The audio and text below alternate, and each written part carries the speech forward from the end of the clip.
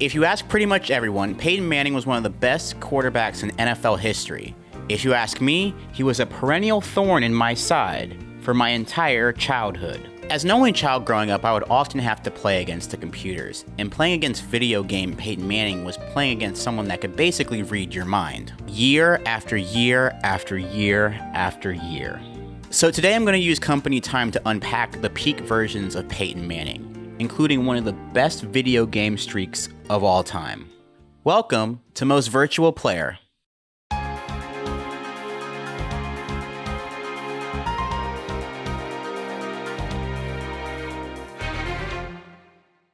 My lucky generation was able to grow up with many NFL football video game options. NFL 2K, NFL Blitz, NFL Fever, NFL Street, and last but not least, Madden. Now, Peyton Manning is probably the best NFL athlete to never be on a Madden cover. And if I had to guess, it's probably because he was the cover athlete of multiple NFL Fever titles. He was on the cover of NFL Fever 2002, 2003, and 2004. You see, being a video game cover athlete wasn't that big of a deal at that time. You know, Allen Iverson's on like 4 2K covers, and Madden just had Madden on the cover until about 2001. Because the game's named after him, and it just makes sense. Speaking of Madden, Peyton Manning has one of the most impressive Madden streaks of all time. From Madden 2006 to Madden 11, Peyton Manning is a 99 overall. It's very impressive. It's one of the most impressive streaks in gaming, and as much as I am a hater, we should unpack this. During that span, there were only 2 other quarterbacks that were able to make 99 overall. Tom Brady in Madden 09 and Drew Brees in Madden 11. So we have a lot in store for today's video agenda. We're going to talk about Peyton Manning's Madden attributes compared to other quarterbacks in Madden. We're going to break down all of the Madden features that help out Peyton Manning beyond just his attributes. I would give some examples right now, but I don't want to spoil the fun. We're also going to talk about some of Peyton Manning's real life stats for a little bit, just to remind you how good he was in real life. Then we're going to go back into Madden and compare Peyton Manning's supporting cast overalls year over year, because I think who Peyton Manning is throwing to in Madden matters as well. Finally, I'm going to review and declare which Peyton Manning 99 overall year I think was actually the best. Now, knowing how I operate, I might go on a tangent or two, but this is what I'm trying to achieve in the first episode of Most Virtual Player. Before we take a deep dive into Madden 2006 and beyond, we have to look at the fate of Madden around that time. So we have to take a journey to Madden 2004. The year is 2003, and Madden is about to release a banger of a game and they don't know it. They also are about to release one of the most broken video game characters of all time. 2004 Madden Michael Vick was a result of Madden's good ideas all coming together. A little too well. Now, Madden 2003 had a great change where the passing icons would show up as soon as the ball was hiked. In earlier Maddens, you had to press another button to show the passing icons, and as someone that has been playing Madden for years, going back to that was really weird. I also found out that it's a feature that you could toggle in the earlier Maddens, but it still doesn't make it any less weird. Now, Madden 2004 had Playmaker controls, which allowed Michael Vick to just scramble in the backfield forever, and then direct which receivers to go where. You could basically use the right analog stick to mind control a receiver to go somewhere else. This is very unfair. Madden 2004 also had a create a playbook feature where you could create your own custom routes. So Michael Vick could scramble forever and then mind control tell his receivers where to go, on top of the fact that you could make custom routes that the AI is just not prepared to guard. All of these features made it more fun to play with a scrambling quarterback like Michael Vick versus a pocket passer like Peyton Manning. No matter what overall Peyton Manning was, it still wasn't enough to be as fun as Michael Vick.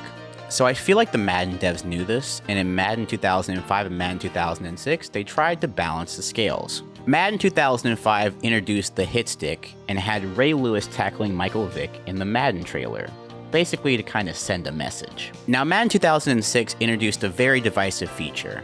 Welcome to the world of QB vision and precision passing. Now, being an NFL quarterback is one of the hardest things in sports. Think about how many quarterbacks in the NFL that you want on your team right now. Scary, isn't it? Thank you, Joe Burrow. Now, it seems like Madden wanted to better replicate the difficulty of being a quarterback by introducing QB vision. In QB vision, you're able to see what the QB sees instead of your QB being able to throw accurate darts like he has spider senses and not even being looking at the person. Now the quarterback had to focus and lock onto the receiver to throw an actual accurate ball. Now with precision passing, you're able to use the left analog stick to throw a more precise ball, whether you wanted to lead your receivers or bring them back on a curl route or something like that. Now each quarterback had a vision cone that reflected their awareness and how they can read the field. As you can see here, Michael Vick only had a pizza slice worth of the field, and that's with a 78 awareness. Let me just sidebar here and say that Madden 06 gave 37-year-old Ty Detmer an 80 overall awareness. In this Madden, Ty Detmer is listed as the third-string quarterback for the Atlanta Falcons. In case you're wondering how much an overall rating is affected by the awareness rating, turning Michael Vick's awareness to 0 turns him from a 92 overall to a 59 overall. It matters. And now that we've established that, let's look at Peyton Manning's awareness. So yeah, Peyton Manning has a 99 overall awareness, and it makes his vision cone look like this. Pretty big difference, huh? So the following charts will help compare the top attributes between the top quarterbacks from Madden 06 all the way until Madden 11. You see, throughout those Madden years, Peyton Manning and Tom Brady were always among the quarterbacks with the highest throwing accuracy and throwing power. Now you can see here on the accuracy front, versions of Mark Bolger, Drew Brees, Tony Romo, and Carson Palmer are also up there in terms of accuracy. Now for throwing power, Peyton Manning actually clocks out at a 96 peak, being beat out in that category by 06 Vick, 06 Favre, 08 and 09 Carson Palmer, 06 Culpepper, and Madden 09 Tom Brady. Madden 09 Brady is actually a 99 overall in both categories, but this video is not about him. But the awareness stat is where Manning truly shines. Manning and Brady are at the top of the awareness charts, but while other versions of Brady go as low as 97 overall awareness, Peyton Manning's awareness for these 6 years don't go below 99. And just because a quarterback has a high throwing power and throwing accuracy rating doesn't mean that the awareness rating is going to be high as well. That's not guaranteed. For example, Tony Romo is only given an 80 awareness. Donovan McNabb could only crack a 90 at his peak. And all the way at the bottom is 06 Michael Vick at 78 overall, which once again is reflected by the size of his QB vision cone. Now, you had the option to turn the QB vision thing off, but that didn't affect how Peyton Manning the computer would play against you. It wasn't fun, especially as an only child and you're just trying to get a win and play on like the hardest level. And I know what you're saying, Kofie, that sounds like a skill issue. I was 12. You see, when the computer really takes control of a player, that's when the awareness rating really kicks in and turns a player into Sonny from iRobot. So I'm realizing that iRobot came out in 2006, so I need a more up-to-date reference. Vision from Marvel? And speaking of vision, when it comes to the Madden QB vision cone, it was very divisive. I'm being nice, people really hated it. A lot of people thought that the vision cone made the lower level quarterbacks basically unplayable, while 10-year-old me was mad that the glow cone made the throw no good. So Madden 07 overhauled this and gave you the option to turn it on mid-play versus the play starting with it on. They also overhauled playmaker controls, so you had to click the right thumbstick to actually activate it. Now Madden also added new jukes in the form of the highlight stick. This really didn't benefit Peyton Manning, but it did really help other scramblers. Now I just gotta say that Madden 07 is one of my favorite games. I think it's incredibly balanced, has a great soundtrack, and has so many features that are not in Madden today. Like a ton of features. There's a video by Soft Drink TV that like counts all the features that Madden used to have. Now Madden 08 is where it really gets spicy. Now Madden released something called the weapon system. The weapon system gave special players in the league special abilities that allowed them to do some really wild stuff in the game. Now this was a really cool way to separate the players from each other, but I think that some were more powerful than others. Now there were 24 weapons in total and each weapon had their own counter to it, but Peyton Manning, already at 99, was given the Smart QB weapon. Now the Smart QB weapon was OP in my opinion. During the course of a game, you had a light bulb feature under Peyton Manning. Now when that light bulb meter got full, you were able to see your opponent's play. You were just able to see the opponent's play. Now, how fast the light bulb lit up depended on how often you were calling the same play, so results may vary. Also, there was a smart defender icon as well, so where the defense could see the offense's plays or part of the offense's plays, but I think the smart QB one is way more powerful than the smart defense one. So the Madden 08 weapon system brought in some fun and overpowered gameplay, so of course Madden did the right thing and took weapons completely out on Madden 09. Which is what I thought. What Madden 09 actually did was give the user the ability to turn the weapons on and off, turn the icons on and off, as well as just turning the smart weapons on and off specifically. Now, I'm not an EA developer, but I think that having a specific filter for just the smart weapons tells you how powerful that weapon was the year before. Also, I forgot to mention that players could have more than one weapon, so Peyton Manning had 3. Yeah. Good luck, guys. Now, Madden 10 offered some more subtle changes compared to Madden 08 and Madden 09. They got rid of the weapon system, but gave Peyton Manning his own throwing style and throwing animation. Now, this might not matter that much at face value, but Peyton Manning's release was quicker than the likes of Joe Flacco, David Garrard. Now, if someone was to say that the release animations don't really matter that much, I'm not going to argue against it.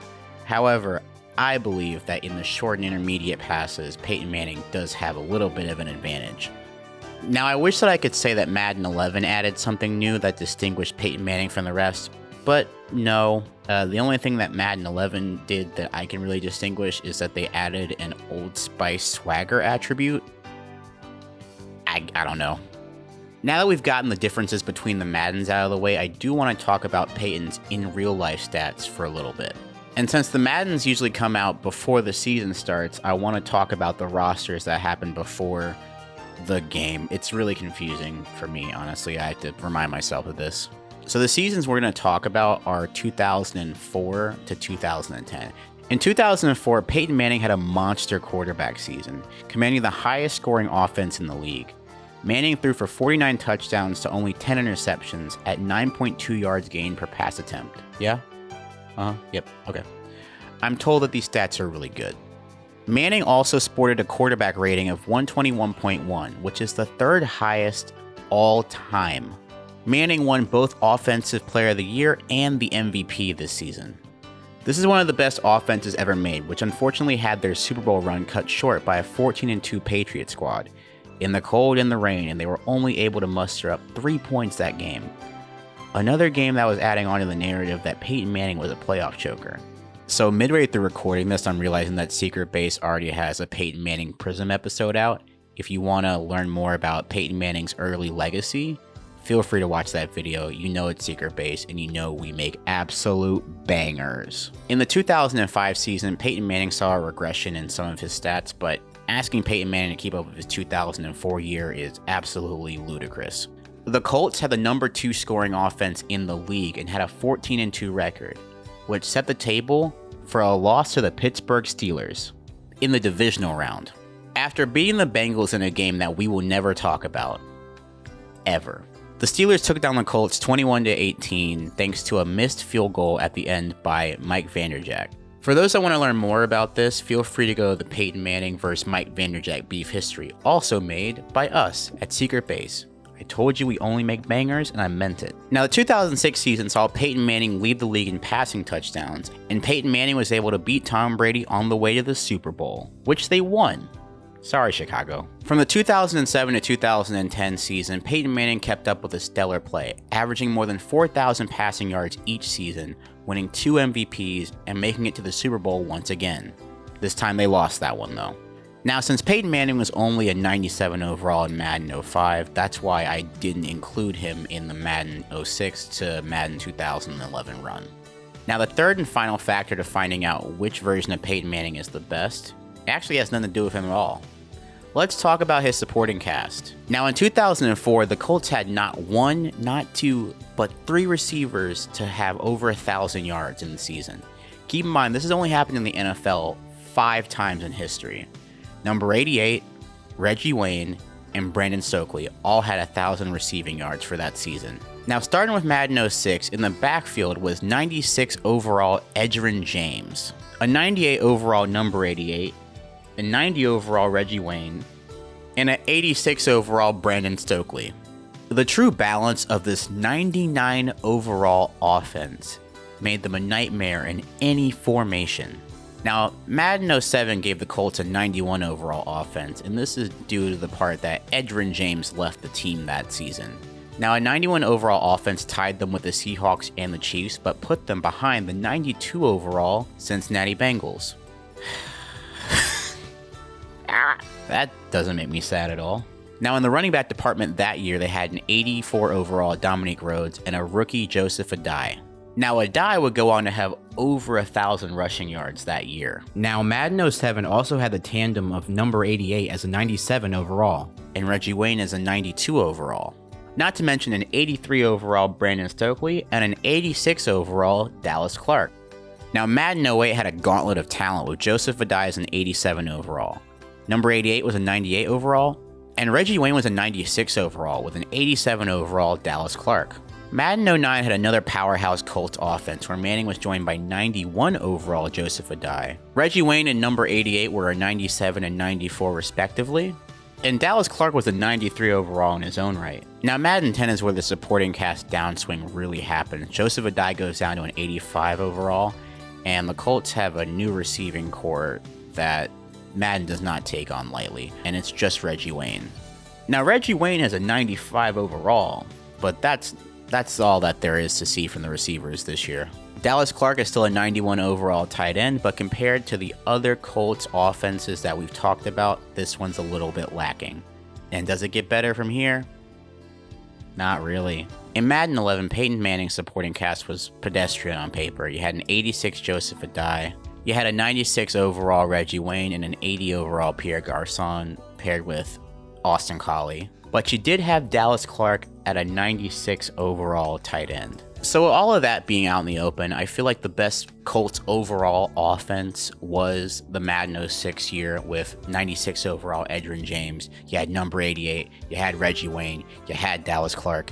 That's a true unstoppable offense through and through. However, we're not here to find the best overall offense, we're here to find the best overall version of Peyton Manning. So now that I've talked about it, let's go through this a little bit. And I did not write this part of the script, so we're just going off of vibes here. No, not really. So I'm gonna get rid of Madden 10 and Madden 11 for a couple of reasons. One, Peyton Manning's supporting casts aren't as good as the other ones. And two, there aren't many features in those two Maddens that really elevate Peyton's 99 overall even higher off the charts. Now, when it comes to Madden 08 and Madden 09, they both have weapons, but I think Madden 09 having the smart weapon filter just shows how powerful the Madden 08 version of weapons is. So I'm leaning more towards Madden 08. So now it just goes down to Madden 08 and Madden 06. And honestly, I feel like you could go both ways for this. If you were to say Madden 06 had the best version of Peyton Manning, I wouldn't hold you to it. However, I do have to circle back to how absolutely overpowered it is for a quarterback on the other team to be able to see the diagram of the defense's plays in a video game. I really don't think that there's anything more OP than that, and to give a quarterback like Peyton Manning that ability just seems just not fair. I really wonder how that focus group thing went when they realized that Peyton Manning could just read the minds of the defense in a video game format. I think Peyton Manning in Madden 08 is the most overpowered version of him, especially in that run of Madden 06 to Madden 11 where he's 99 overall. I think Madden 08 is the peak. Now, you can also say Madden 09 because the supporting cast is a little bit better, but I think that Madden 08 is just that much more dominant. Now, the cool thing about these investigations is that this is my opinion, and if someone else has a different opinion, feel free to let us know. Feel free to comment. If you have any other things that you want me to investigate video game wise, feel free to tell me and let me know.